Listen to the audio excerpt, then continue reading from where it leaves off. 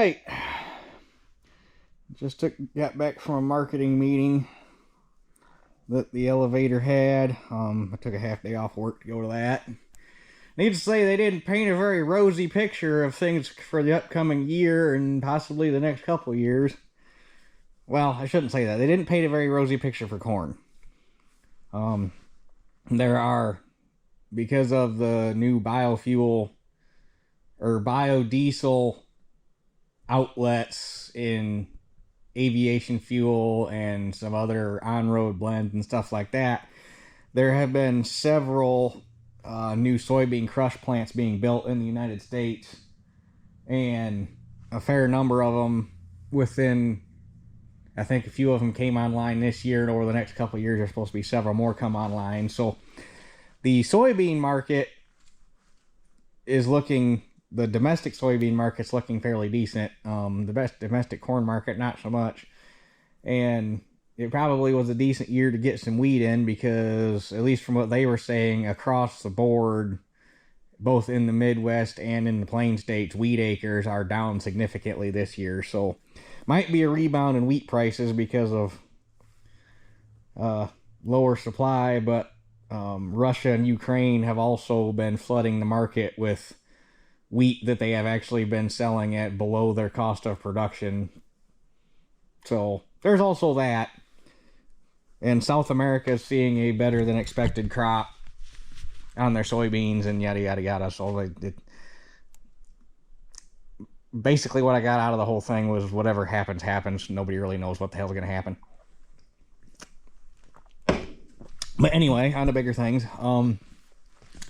So I got my whole pile of spreader parts. This was an expensive box, new gearbox. Bearings, pulleys, spinners, shafts, hubs, whole deal. So this stuff is all going to have to get painted, but I'm going to have to pick up more primer and paint. It's going to have to get painted in stages, do each part individually first with one coat, and then assemble it and then put the second coat on. The shafts are going to be tricky because you can't paint. I'll be able to paint part of them, but anyway, well, that's a different thing. But it's gonna be busy now that we got all of our parts showing up at one time. So we got all that stuff for the spreader, which that'll finish the spreader up. I have to get some bolts and some key stock and paint, and then that stuff will be good to go. Oh, and I got to get belts. I didn't order belts through them. I figured I'd just get them through Napa. This is the rest of the steel that we need for the axle on the applicator cart. So this is what we're going to do today. So first things first, we need to get our spindles cut. Obviously round stocks for the spindles. It's 1 3/4 instead of 1.5 inches, and we're going to turn it down there, or turn the part that the wheel's going to ride on down to 1.5 inches, or the hub's going to ride on. That's going to get turned down 1.5 inches. That is the sleeve that everything's going to go in. That's the plate that we're going to make our end caps and everything out of. My bearings are in that box, just waiting on seals to get here from Maybaugh. And then we'll be good to go. What was I walking over here for? Oh yeah, I got to measure this. And then once I get dimensions off of this axle can get out of here. So, actually, I'm going to write all this down on a piece of paper, and then this axle can just get out of here. Okay, so we need 14 1/4 long overall, 6 7/8 turned down to 1.5 inches, and the threads and key slot are both 1 1/4 long, deep, whatever you want to call it. And the reason that we're going with oversized stock and turning it down to 1.5 inches rather than just a straight 1.5 inch piece is because on that original spreader axle, the spindle was welded to the axle. On this, and because it was welded into the axle, it had that gusset plate here that the hub butted up against, and when you were actually drawing up, when you tightened the wheel bearings, you were actually drawing up against a solid welded member. We are doing it this way because this is slid in this tube and pin. So if you just had a straight axle, or a straight spindle, you would actually be drawing the hub up against this sleeve, and you would be pulling against the whatever you use to pin it in. So rather than do that, take 1 3/4 stock, turn it down, it puts a shoulder on the spindle, and your collar is actually still, everything is still pulling on the spindle. You're not putting any strain on your pin, is the reason we're doing it this way. So let me get this cut, and then we'll get the lathe set up and get turning. Okay, so sorry I skipped over quite a bit here, but in the name of making things fast, laid it in here, put the indicator on, indicated the very end out, got it running true, ran a center drill in it to make a center point, got a live center in it to support the end, because this thing can't get back any further through the spindle, because it's I think this thing will only allow for 1 inch to go all the way through the head.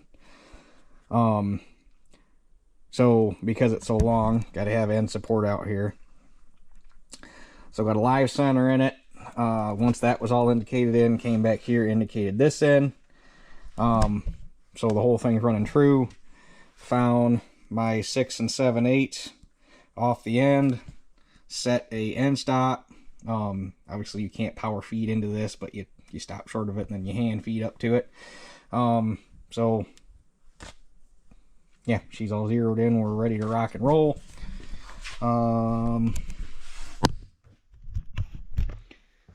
Show.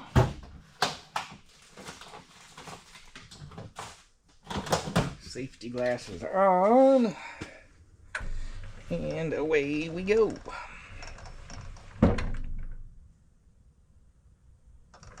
Oh, we're going to have to make one change here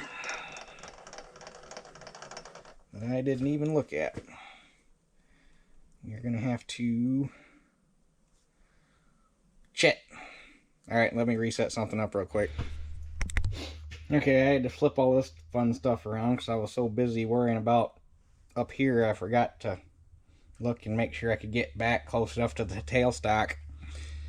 Not used to running long stuff in here.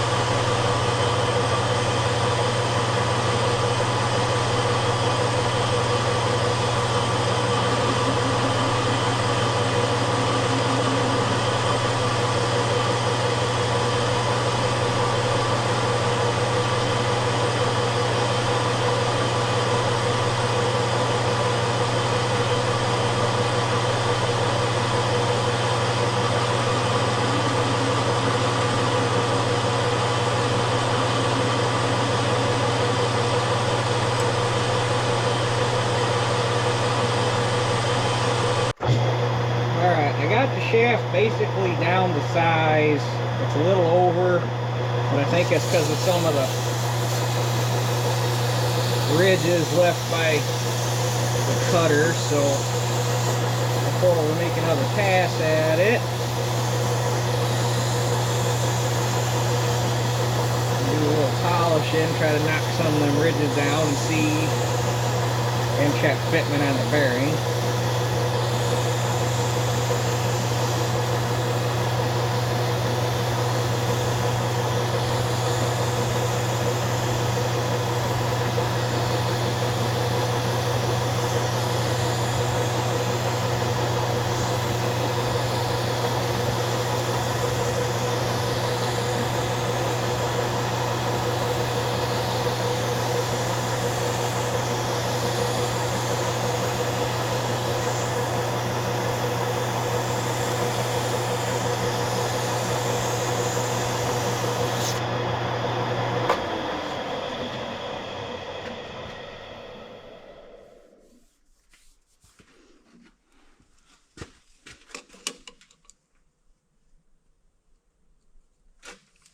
Okay. Let's see what she does.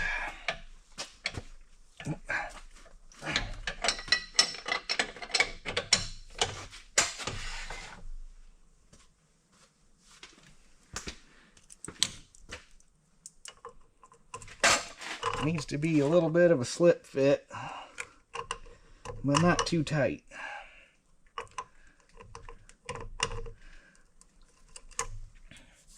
So we'll have to skim just a hair bit more off.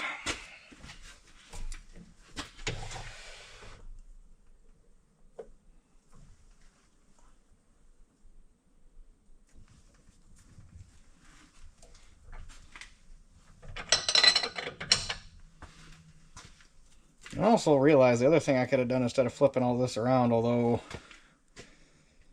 this tailstock's only got about 3 inches of stroke in it, so it would have been iffy if I could have got enough stroke out of it. But I could have just moved the tailstock back and ran the quill out, but this is the way we did it, so it works. Let's take another... see what that does.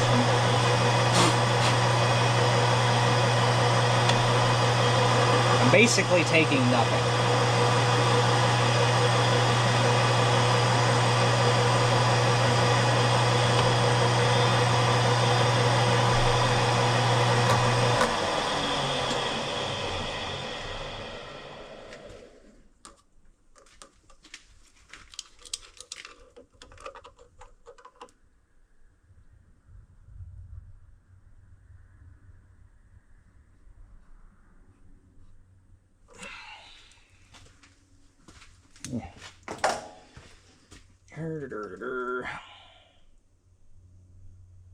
About half that and we'll call her good.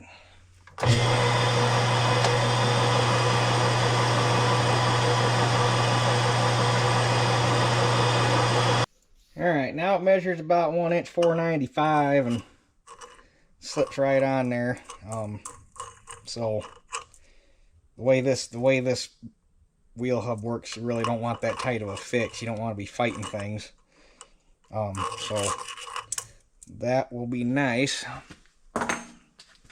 And that bearing is actually probably a tad bit loose anyhow because that's an old bearing. Let me grab a new bearing. Yep, new bearing fits even tighter, so, well, tighter. So we're good. Now just gotta put some threads on there and this one will be done. Well, except for the cross hole. Alright, this spindle's done other than cutting the key slot. Might have to flip it around and skin this side if that reamer doesn't clean those sleeve pipes up good enough, but we'll cross that bridge when we get to it. But Dad cut the threads in this one so that I could get a refresher course on how to single point, because when did I rebuild a 575? 4 years ago now, I think. It's been a while, and that's the last time I single pointed threads, and there's a lot of setup, which I think Dad or Mike, one of the two, had been single pointing on this here recently because most of it was already set up. But anyhow, so when I get the next one turned up, I'll show you about the threads, because there's a lot. There's a little and a lot to it all at the same time. And then as far as setting up the new one goes, obviously because you're out there so far, you end up with a crap ton of run out just sticking it in there. So you find your high spot, and then you got to tap on it at about the same angle that the indicator's at. And then still got to come back. So, because this thing will just do all this in the vise, since you've only got, like, I think those jaws are 7/8 of an inch past the face. Not a whole lot on a 15-inch long chunk. And I got it to where there's about half a thou. You can't see that because of the glare. Now, most of that run out now can probably be accounted for as bark marks in the round stock. So now that you do that, or now that you got that, you come in here and you get you a center hole.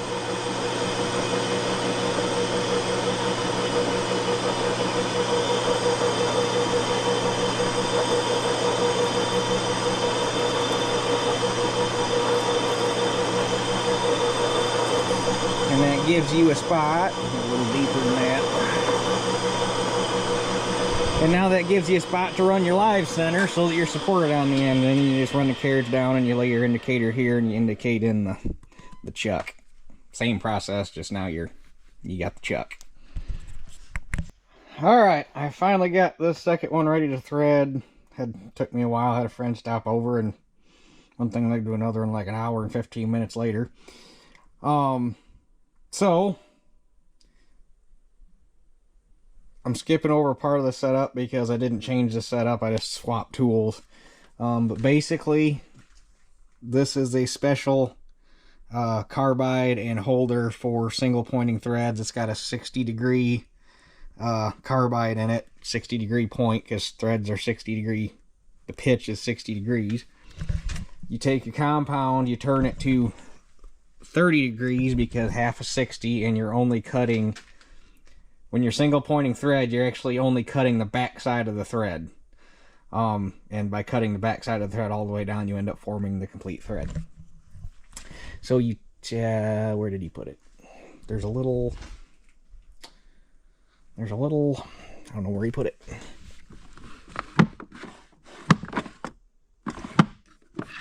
This guy. You take this guy, and this has got this 60-degree, two 60-degree notches in it. And for this cutter, you use this one. But basically, you lay this flat up against your workpiece and square the cutter up in that notch and square everything up, and that's how you get your tool squared up to your workpiece.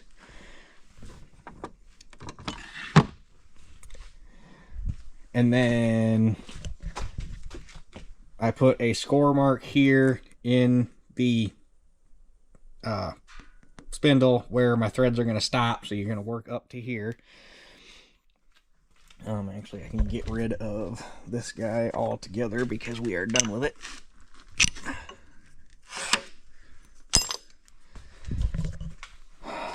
We can, you got to set your threading gearbox up. It's already set up except for, it's an 1.5" 12 pitch, which is that right there. So this is in the 12 position, because each one of these holes on the spiral corresponds to these squares. And then for the 12 pitch, coarse thread, feed.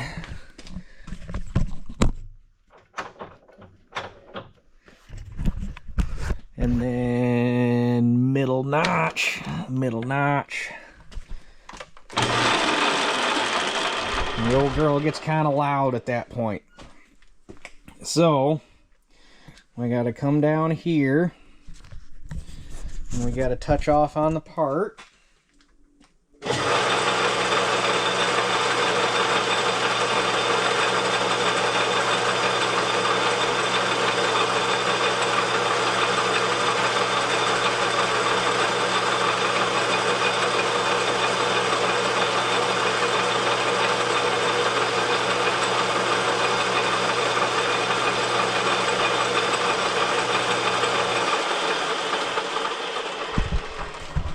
And then you zero out your y-axis and you zero out the compound axis, and every pass you make, the y comes back to 0, and you actually run the compound in, and that's why you set it at a 30-degree angle, because you actually drive the cutter in at an angle and it follows the face of the thread.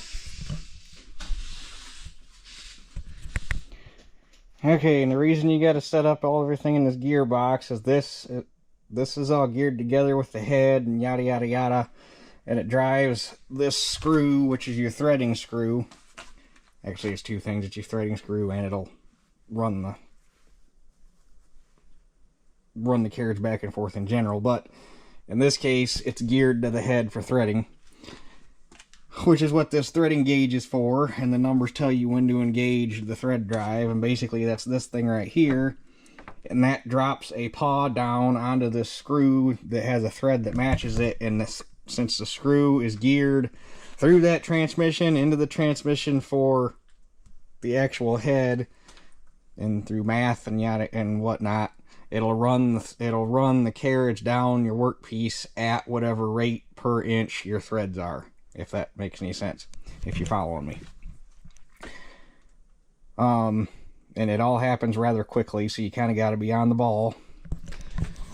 So first thing we got to do is make a scratch pass. So we're gonna run this in just a hair, and I slowed. Oh, and with this dial, you got numbers 1 through 4, and then half marks in between each one. On an even thread, since this is a 12 pitch, this is an even thread. Like if it was a 13 or a 15 or whatever, it'd be an odd pitch. On odd pitches, you have to start it on 1, 2, 3, or 4. On even pitches, you can start it on any of the numbers or any of the half marks. But you got to start it on a mark, otherwise it won't line the thread up. So, there's that. But basically, what we got to do is we start this. The dial starts going around. And when a number lines up with the arrow,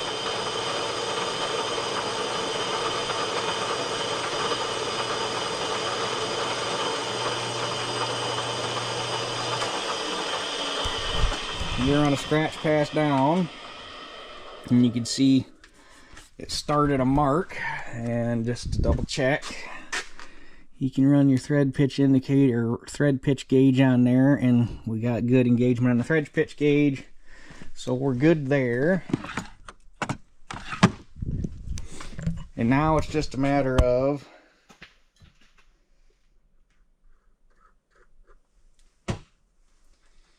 starting to work the threads in.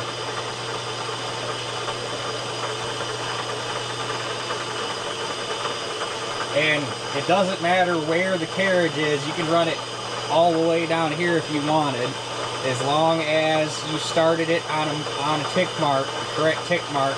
It'll run all the way down and pick up the thread right here, just like you were running it with a tap or a die.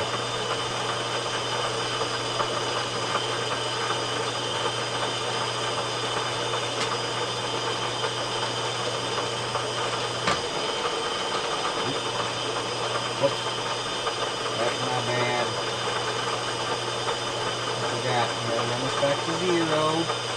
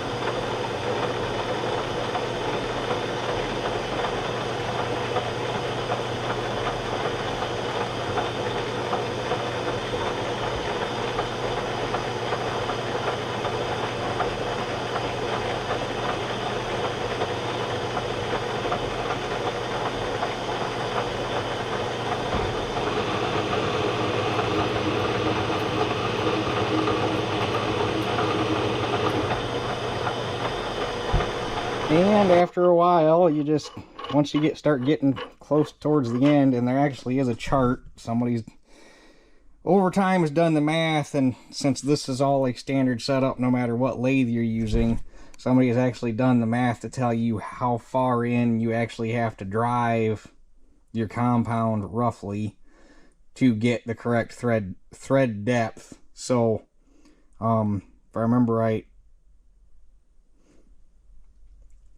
I can't remember, it's obviously you're driving it at an angle, so you're actually over. I can't remember what the thread depth would be if you drove straight in, but if I remember right, the number for this is actually 69 thousandths,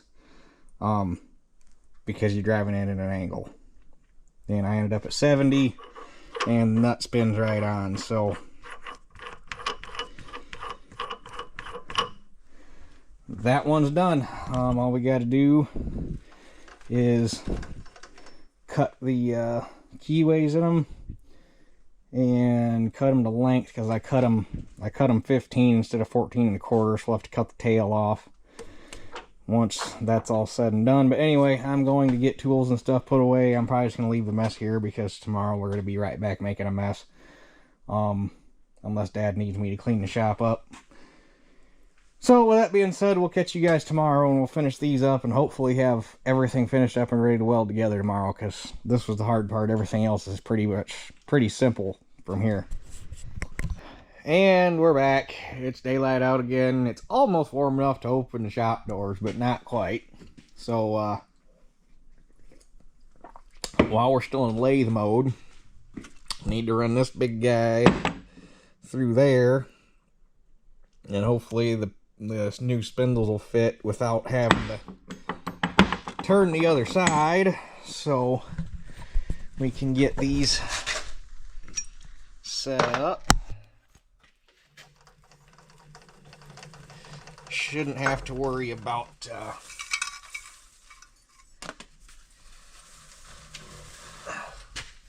I turned a lot of chips yesterday.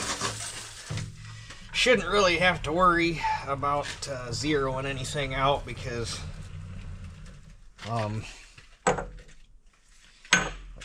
take this guy out. Reamers tend to just find their own center and follow the part, so not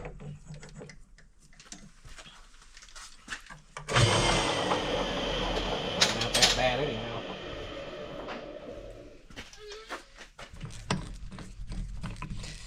That's a long reamer.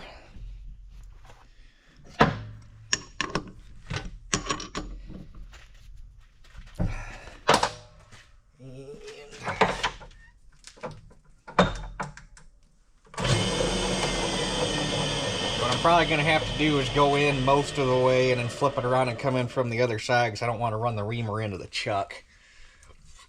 So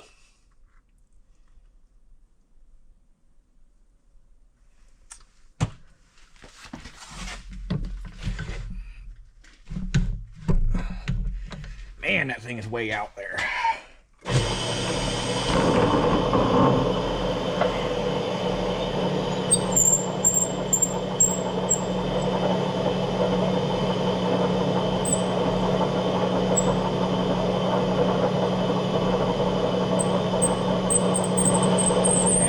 Yeah. We want more.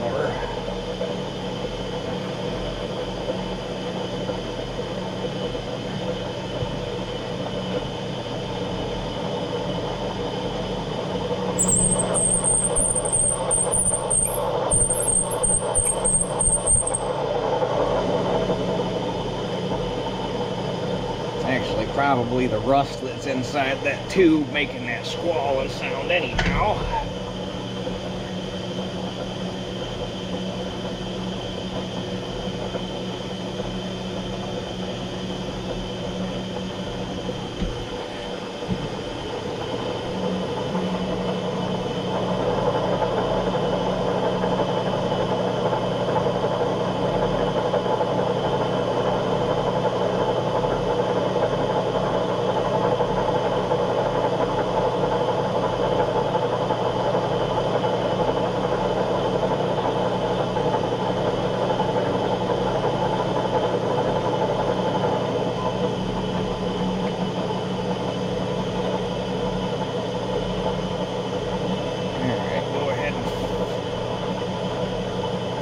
flip it around.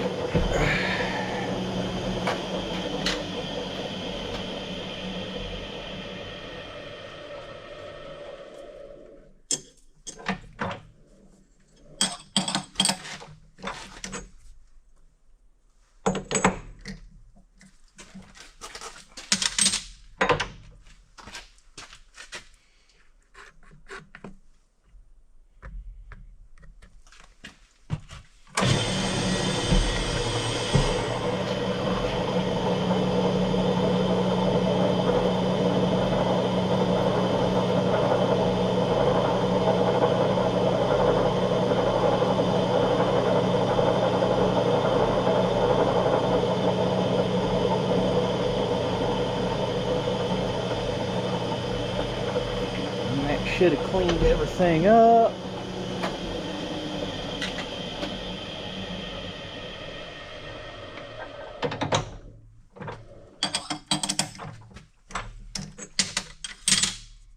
And that did.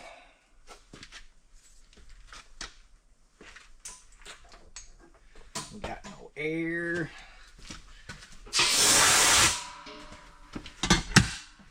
Now we got air. And does that make the spindle fit now? Damn you. I'm gonna have to skin it just a hair.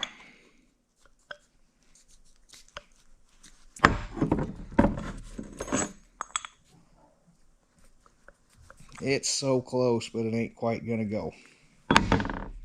Don't want to take too much out of the sleeve.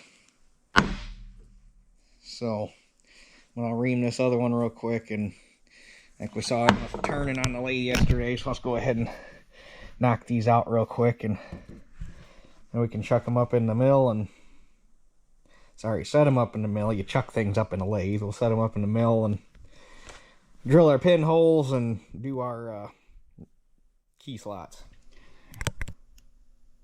All right.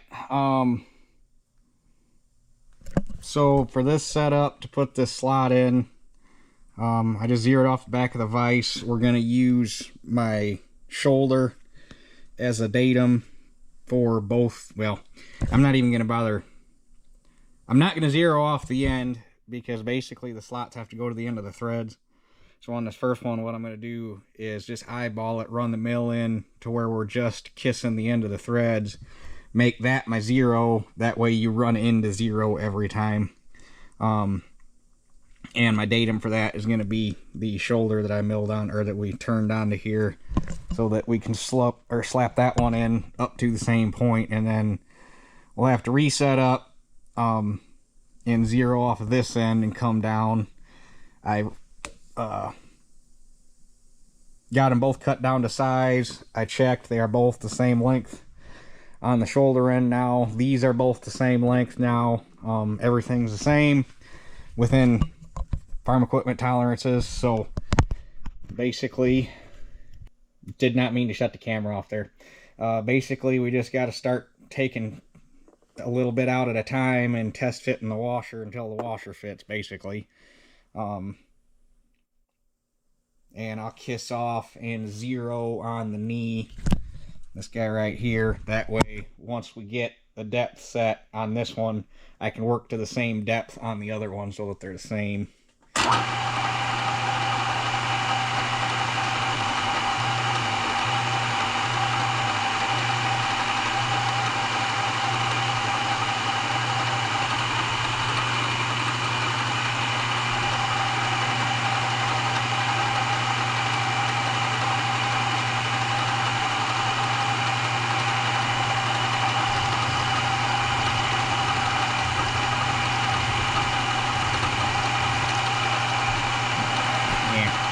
I'm just going to do this one by hand. It's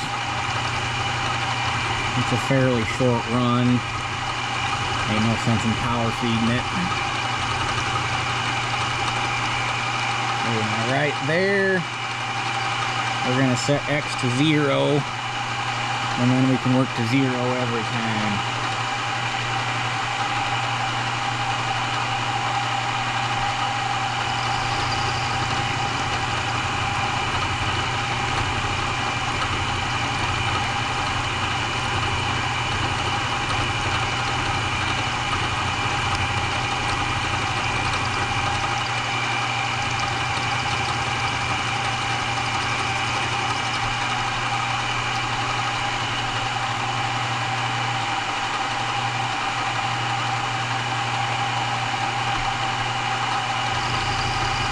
Alright, got both slots milled in. Now I'm set up to do the cross bolt hole. Got the slot roughly clocked to 90 degrees. It ain't got to be perfect. That's clocking. It's more of an OCD thing than anything. It really, in the grand scheme of things, doesn't matter where that key slot ends up.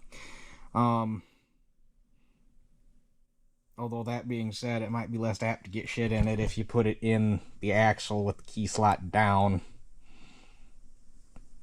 But anyway, that's all. That's more, like I say, that's more OCD stuff than anything else.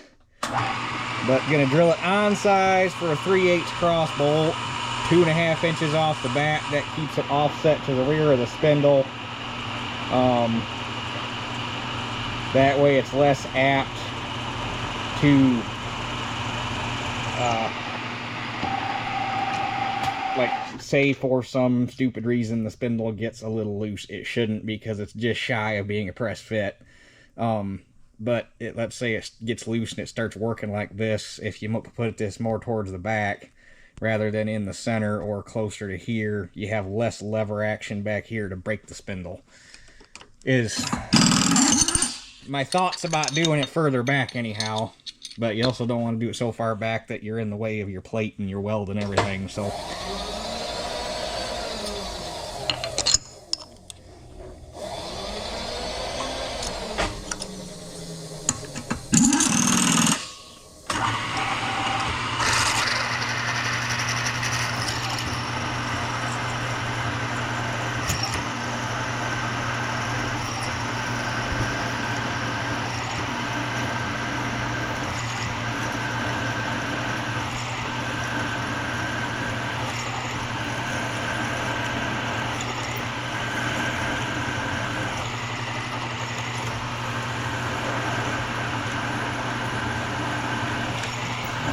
quarter is a long ways to go, apparently. There it is. One done. Alright, new spindles are done, sleeves are done. So that's the rough part. We just got 4 more holes to drill. Daggum phone. Anyhow, like I was saying before the phone rang, 4 more holes to drill. We got to cut 4 pieces of plate out of that flat stock to make our flanges these are going to get welded into and welded into the bottom of the axle. So I got to get measured up what we're going to need for that and get the steel cut, and then we'll drill our holes. And we'll have to make 2 bends down in the brake. Hopefully it should handle that. I think that's only 3/8, so we should be good there. So give me a minute here and we'll see what we can do. Alright, first plate's in. Set up to where when I put the long plates in, which are the ones that are going to have a 30-degree bend in them to match the bevel that I cut on the axle, I can just set these in there and move over to change the whole location on these guys. And actually, you know what? If I just took this and moved it here and worked off of this side, I wouldn't even have to move. I would just have to throw them in. We're going to do that. So, hold on. Okay, that's better. That'll allow me to just run all 4 pieces through, because the hole's got to be in the same spot no matter. So the 3-inch pieces are going to be on the tail end, butt welded right up against the bottom of the axle, because the sleeves are also going to be hard up against the axle with some stitch welds to hold them. So this should just break through in one little spot. It should just break through this end, or this side. And then in these, you'll have the hole here, and then I'll have to move up 3/8 and put the bend, because when I did that, well, you'll see it. But anyway, move 3/8 up and put the bend in at 30 degrees. And these are cut long so that we could put the bend in, get them fit, and then trim them to account for any error in measurement after you make the bend. So those are cut long, but anyhow, unfortunately we do not have an annular cutter, so I got to use a hole saw, and hopefully this hole saw does some, or cuts okay, because apparently it got hung up at one time or another and she's missing some twofers. So, but anyhow, we're all locked in, we're all centered up, we should be good to go.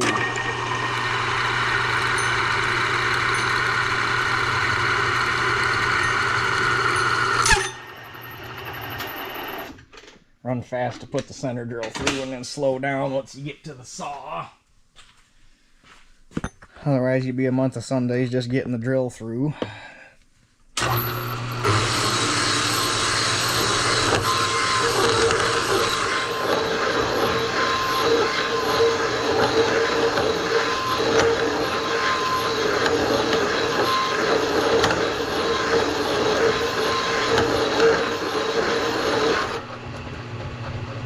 I hate hole saws.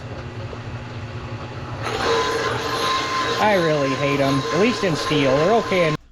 Alright, I already did the hard one, which is the first one. The second one's easier because you can just set this in the brake next to it and start bending until they match, and then you're good to go. So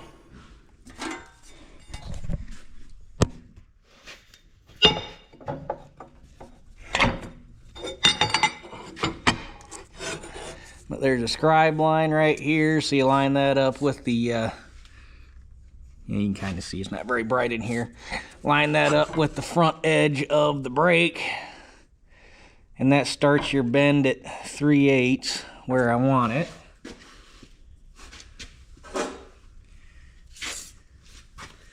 And make sure she's square.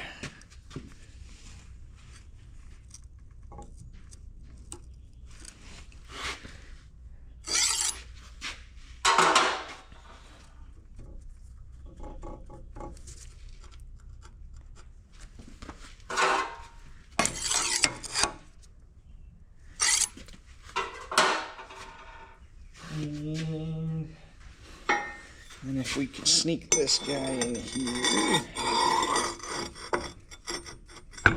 and we just go until they match.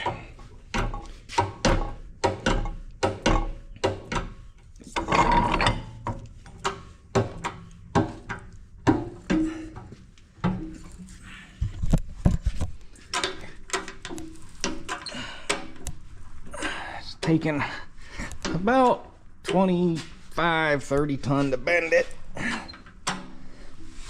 Here, it's easier to do this two-handed.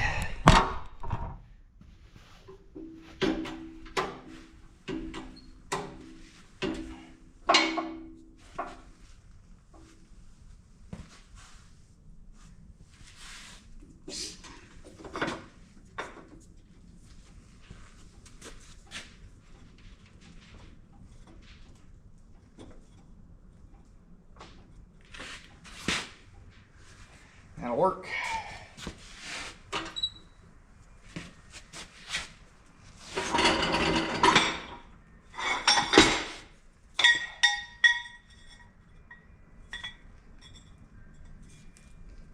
Close enough for government work.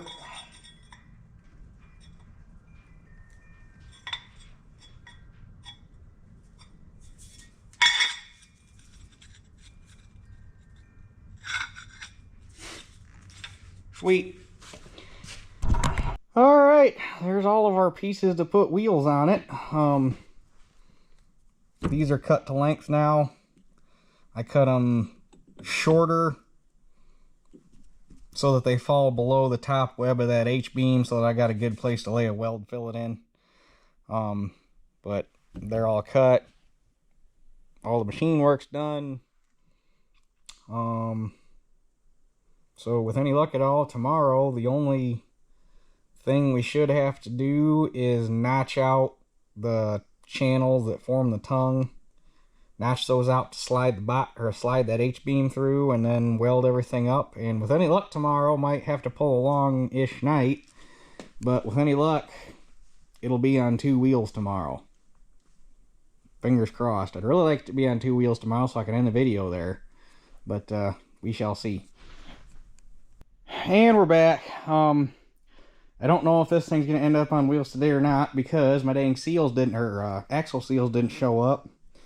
And I called Maybach to see if they might show up today or tomorrow, because every once in a while UPS will deliver out here on Saturday. And their transfer truck broke down somewhere in Ohio, and they don't know where it's at and don't know when it's going to show up. But regardless, I'm not going to see my axle seals till next week. So I got the bearings. Technically you could slap the bearings in the hubs and put it all together, I guess, if you pack enough grease in there. I don't know, we'll see how things go. But first things first, we got a little bit of welding to do. There's my axle. Ends are mitered, everything that's all ready to go. The thing we got to do is, because we opted to just butt weld it up against the bottom of the frame for strength and mostly for strength. It would have been nice to space it down a little bit, because this is upside down, so down a little bit to get a little bit more, although it's going to have 36 inches of ground clearance as it is. Ish. It would have been nice to space it down to avoid having to cut through this channel and everything, just for ease of installation. But like I say, it's going to be a lot stronger being welded there, welded into both channels for the tongue, and then welded on that side. So basically all we got to do, and I've already got everything laid out, is punch an I pattern, or I guess it'd be a T pattern, because we don't have the top half of the I. Punch a T in both of those so that we can slide the axle through, which is why I didn't bother welding any of the parts we did together last night, because need the ends open to be able to slide it through the hole. Then we can weld the axle in and weld everything on, and I guess we'll see if we'll throw the bearings in the wheels and at least get it on wheels or not. So I'm already set up. Oh, I'm not all the way set up. I need to put the air hose on the plasma. See how good I am at freehanding this out. It shouldn't be too terrible.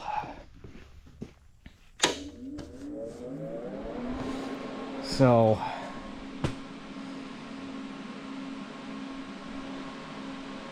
my ground should still be good. So yeah, let's see what we can do here.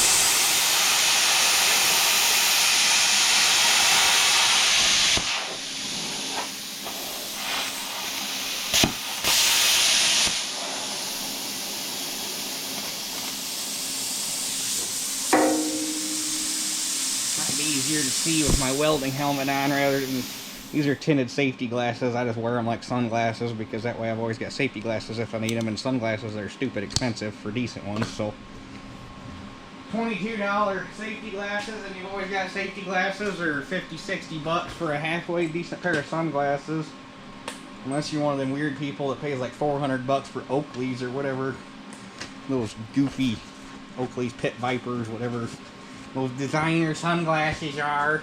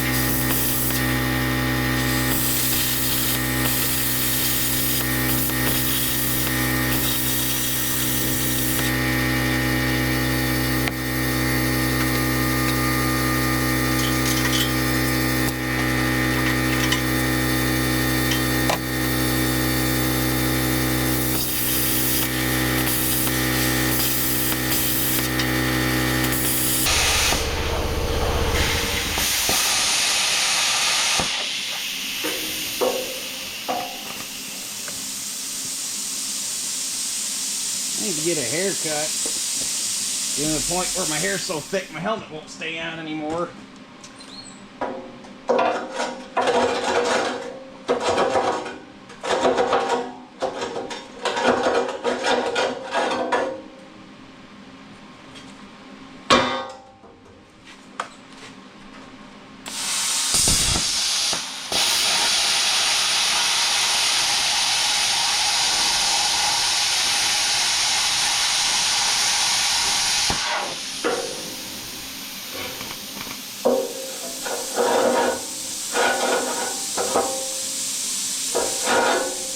Alright, a lot of grinding and measuring later. Man, that was a lot of grinding.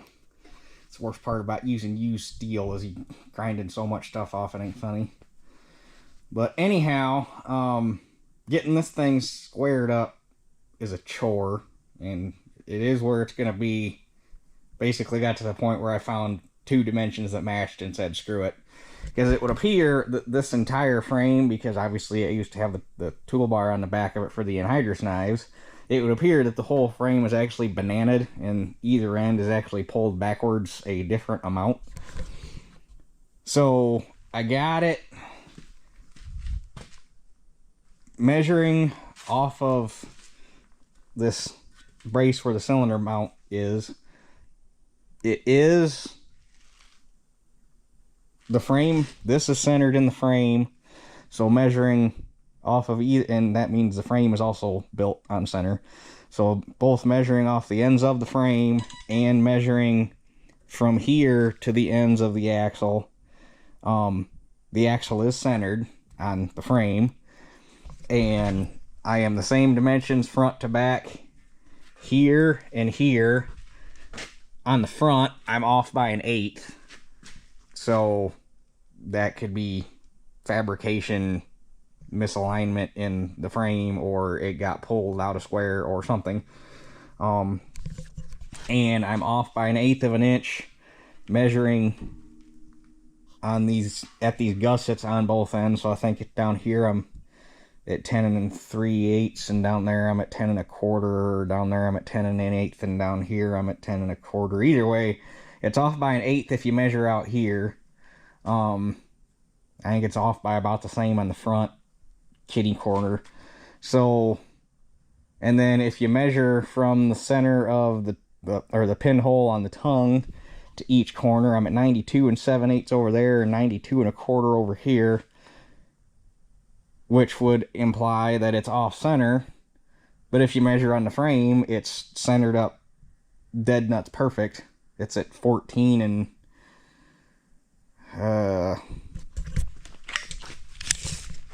9/16. Yeah, it's at 14 and 9/16 on either side. So I'm gonna leave it here and send it. Chances are when this applicator, when this old anhydrous applicator was built brand new, it wasn't perfectly, unless they build them in a jig, it probably wasn't perfect to begin with. So you're trying to make perfect out of imperfection, make a silk purse out of a sow's ear, so to speak. So there's only so much you're ever going to be able to do with it. So I got it where we're going to put it here and send it. So I can go ahead and get that welded in solid, because it's not going to move. I'll double check tack it on all four corners and double check my dimensions, and if the dimensions are kosher, we're welding her in solid there. I get everything I could get from the bottom, and then we'll start our spindle assemblies and get those squared away. Get everything welded that I can weld in this position, and then we'll flip it over and finish up. So, oh boy.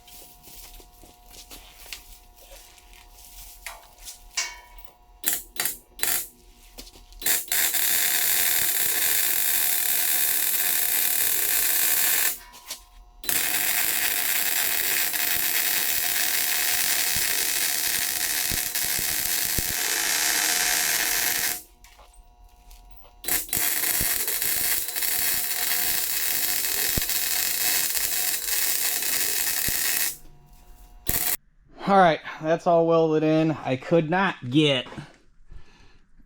managed to be able to lay welds on the flat front and back on the inside of this channel, but I can't get to the web or under here because once you get the gun in there, you cannot see a damn thing you're doing. And the way you gotta hold it, you can't work it back, and it's just, there's gonna be enough weld structure, those 2-3 inches that aren't getting welded, they ain't gonna make a bit of difference. So, and then this one got a little ugly because I got a little wide there on my cutout, so I actually had to lay 3 passes in there to fill the gap, but it turned out okay. So now we can get some stuff tacked up and work on the spindles. Alright, I got everything tacked up. It's getting late on me, so I'm skipping some video and tried to get things done. But got everything tacked up, slid the spindles in part way. They're a snug enough fit, you gotta drive them in to a point, and I didn't want to bust any tack welds driving on them, so I stuffed them in as far as I could go, and Dad and I put framing squares on them and measured them here, here, and here across, and the dimensions came out dead nuts even on all 3 axes. So they're good and square. So with that being said, can pull the spindles back out because the sleeves are gonna shrink when we weld them, so we're gonna have to re-ream them once they come back down to room temperature, which will be in the morning because these things are getting. This is my kind of welding. Nice thick heavy material. You turn the welder up high and you can burn everything in. But get spindles pulled back out, burn this stuff in, flip it over, finish burning the axle in, and we're gonna call it a night, and that'll probably be the end of the video.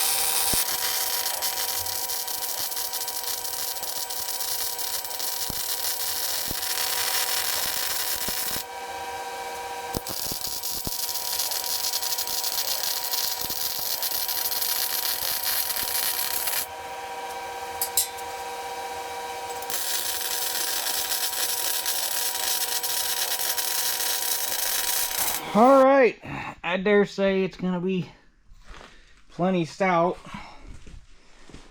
This weld right here got a little fugly. I had to double pass that one, same as on the other side. That my slot got a little fat right there, so I had to lay in a pass and then make another pass to fill the gap, but I don't think it's gonna break. And then on the underside, I guess it'd be the top, since it's flipped back over where it's supposed to be. I laid in 2 passes, probably a little overkill.